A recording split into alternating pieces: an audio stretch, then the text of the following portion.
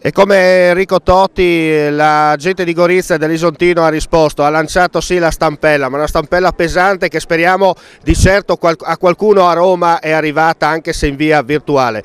L'Isontino grida la sua voce, dunque avvisa i romani che qui non deve passare lo straniero. Abbiamo cresciuto intere generazioni, io ho insegnato a mia figlia a credere in un mondo diverso, insomma, e questa è stata una sfida che ha attraversato tutte le forze politiche e tutti gli amministratori.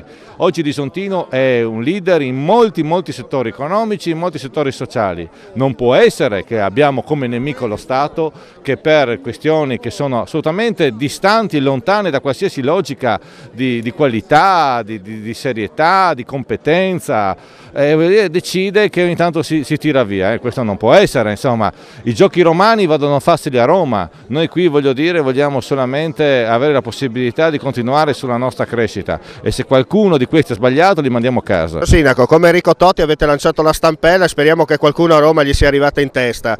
L'Isontino ha gridato la sua voce, ha detto qui non si tocca, dunque la linea del Piave è stata demarcata ben visibilmente, nel senso non passa lo straniero. Il prossimo governo dovrà fare i conti con noi perché non è pensabile che in pochi mesi a Camere chiuse l'attuale governo tecnico abbia voluto mutilare Gorizia della presenza della Pozzolo.